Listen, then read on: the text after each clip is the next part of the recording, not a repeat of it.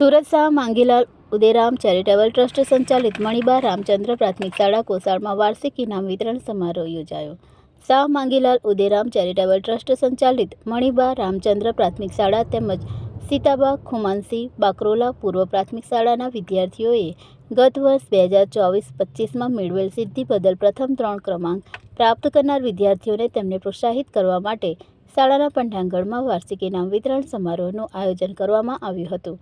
કાર્યક્રમની શરૂઆત પરમ કૃપાળુ પરમાત્માને પ્રાર્થના દ્વારા યાદ કરી કરવામાં આવ્યું હતું।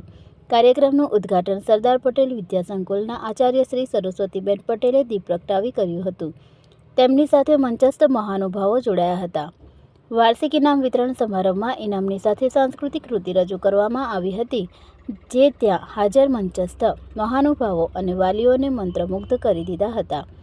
મુખ્ય વક્તા તરીકે શ્રી રાજુભાઈ ગોમાનભાઈ પ્રજાપતિ, આચાર્ય શ્રીમતી વસુમતીબેન ઠાકોર, પ્રાથમિક શાળા 286 રહ્યા હતા। તેમણે ઉચ્ચ સિદ્ધિ હાંસલ કરનાર વિદ્યાર્થીઓને પ્રોત્સાહિત કર્યા હતા અને તેમની વાણીમાં તેમણે વાલીઓને તેમના બાળકો મોબાઈલનો બિનજરૂરી ઉપયોગ ન કરે તેની સાવધાની રાખવા જણાવ્યું હતું। શાળાના શિક્ષકો દ્વારા વિદ્યાર્થીઓને સોંપેલ ગૃહકાર્ય નિયમિત કરાવવા તથા સારા સંસ્કારોને સિંચન કરવાનું આહવાન કરવામાં આવ્યું હતું।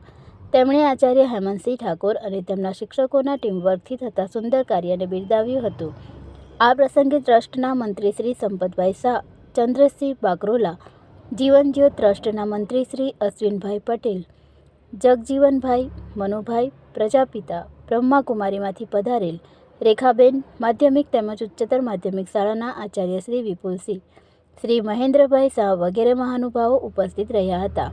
ટ્રસ્ટના મંત્રી સંપતભાઈ શાહ દ્વારા પૂર્વ પ્રાથમિકની શિક્ષિકા બહેનોને દર વર્ષની જેમ આ વર્ષે પણ પ્રોત્સાહિત કરવામાં આવી હતી। ઉદ્ઘોષ તરીકે રોહિતભાઈ તથા કૃષ્ણાબેને ભૂમિકા ભજવી હતી। મોટી સંખ્યામાં વાલીઓ ઉપસ્થિત રહી કાર્યક્રમને સફળ બનાવ્યો હતો।